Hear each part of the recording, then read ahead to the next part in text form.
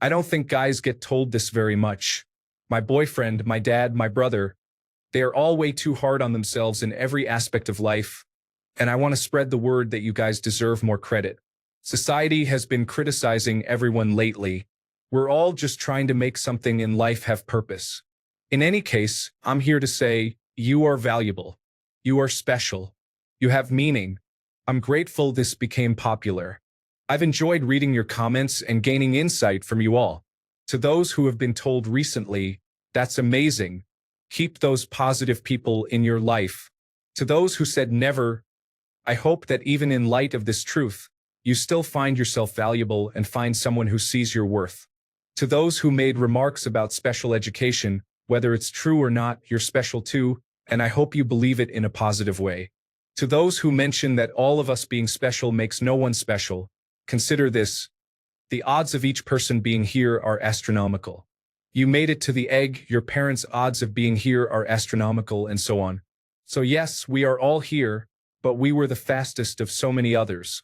And that's pretty special. Have a fantastic day, everyone. Story 1. I am the middle older of 4 boys in my family. The youngest is 18 and just starting out. The rest of us are 23, 25, and 27. My dad, after a few drinks, recently told me he respected me more than the other 2. It made me happy. Story 2.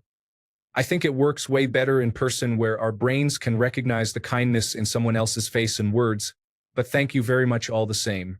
You are too. Story 3. I think it was a few days ago. A woman at work called me sunshine after I got back from a day off. I didn't get it right away, as after she said it, I looked outside and said, "Yep, the sun came back out." She said something along the lines of, "And you look outside? No, you're back." So yeah, it made me feel really good for the rest of the day. Story 4. On Friday, a 7th grader told me I was an awesome substitute as she was leaving class.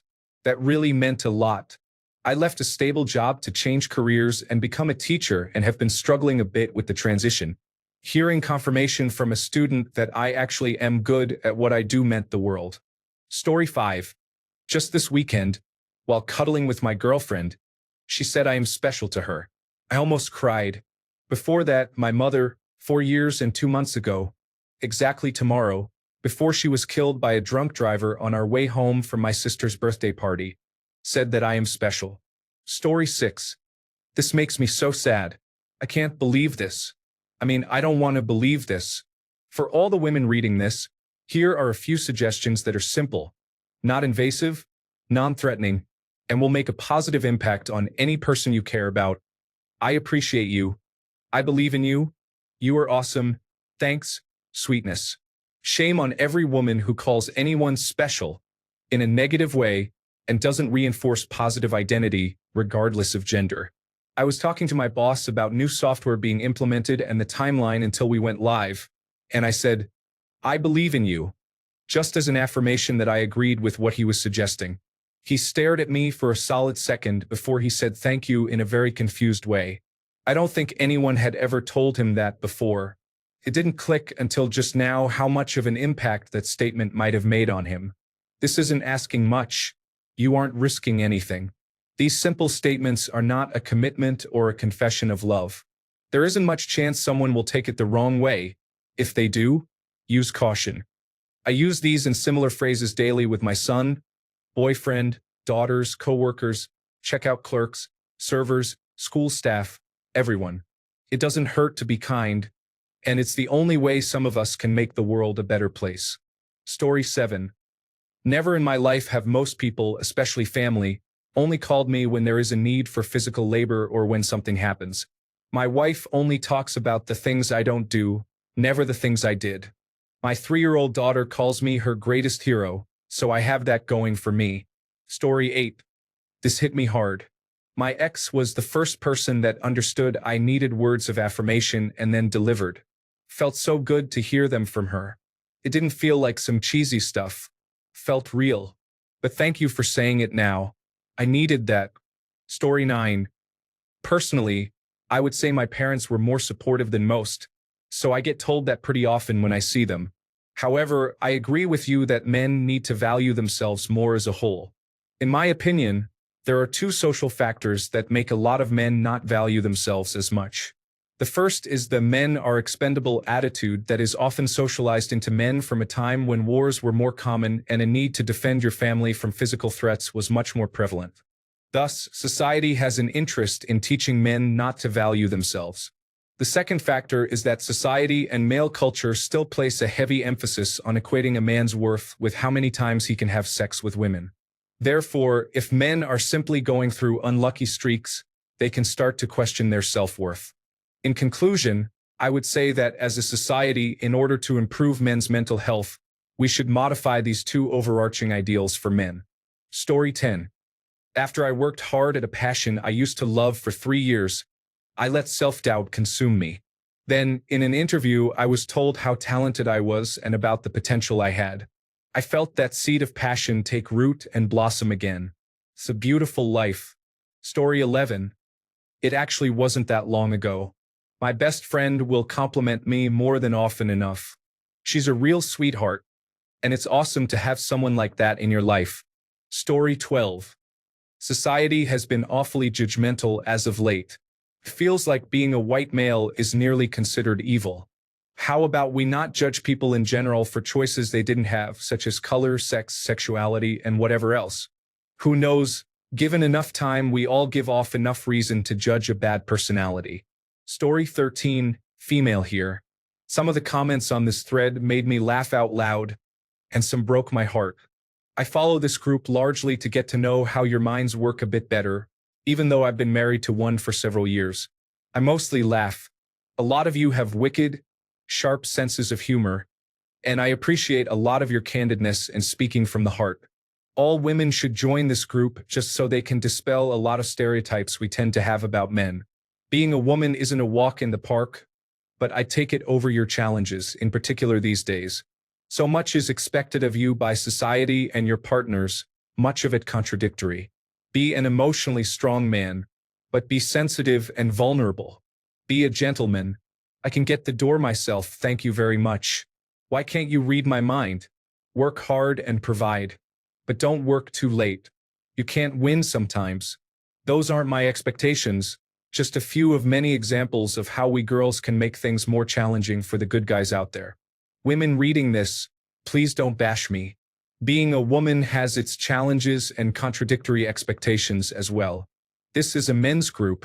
Just want to show them some love, because men can be awesome. Story 14. This is something parents try to reinforce with their children early on to help develop a sense of self-esteem and worth. I'm middle-aged now and don't need to be reinforced in this way, but there is a code out there if you are listening. I love you is one. I need you is another. I don't know what I would do without you is another. You make me feel happy or good is another. The word you is the operative suggesting special. Story 15. So my girlfriend cleared the Uttar Pradesh Provincial Civil Services exam last week, and I had started my preparation a while back. I asked her if I could do it too. She replied, "You can do anything, dear." It was awesome. Story 16. Never laugh out loud, and I'm not kidding. I've had girls telling me they love me, which is normal in a relationship, but no one has ever told me that or ever will, in my opinion. I don't get genuine compliments.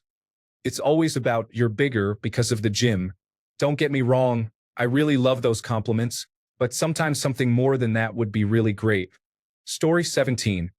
Not too long ago, my girl unexpectedly called me something even better than that. She called me her hero, and that hit me hard like a huge boulder. I could not have felt better when she told me that. So good, I actually wept. Yes, it's true, men are often left behind on the emotional side of things, maybe because we're not supposed to be emotional and always be the strong one in the relationships. Some women forget about that, about being uplifting or caring in that way with the men in their lives. It's a shame. Story 18. I have only been told that once by someone outside my family. It was the best day of my life. I'm about to turn 22, so hopefully there is time for me to impact more people's lives to hear it again.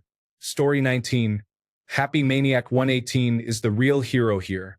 You are the kind of person we need in this world. Thank you for all your words of encouragement. Edit. My spelling sucks. Story 20.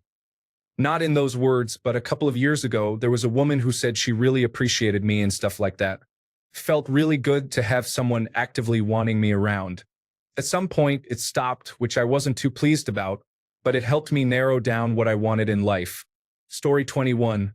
Well, going towards the real meaning of this post, you guys are amazing and should be told more often. No matter if you are killing it every day or even just trying to kill it every day, I am proud of you. Keep going. Story 22. This sounds like a variation of the often repeated recurring, hopefully now forbidden, thread complaining about men not getting compliments. The fact is, most of us aren't special, just average, and we go through life pretty well. Story 23. Probably a few years back when I got into a new workplace and picked it up really fast. But the person probably didn't want to give me too much praise because right after, he clarified it's nothing amazing. However, it was nice for the workload. Story 24. Today's my birthday. All of my family members either forgot and haven't even sent a text saying anything, or they just don't care. For all the issues that women write about how they are the supposed oppressed gender, they sure have forgotten the other half of this species. That is why I am not a feminist and don't trust anything that comes out of those gender studies. I read authors like Naomi Wolf writing about how difficult it is to go through life as a woman, claiming that somehow women are being held down by men or the patriarchy. There just aren't any resources out there for men to deal with their struggles in life. Years ago, I joined a group near where I live associated with Dr. Glover, the author of No More Mr. Nice Guy. My God, it was sad talking to so many lonely, lost, desperate men who were destroyed by women in their lives. We once spent an entire session getting into a van and joining together to remove the recently bought gun by one of our group members because he said that he bought it just in case it reached one of those nights when the pain and loneliness become unbearable. Story 25. When my grandpa got too old. It's not a good thing to raise a kid like that, to say they're special. It leads to complexes that I've struggled with.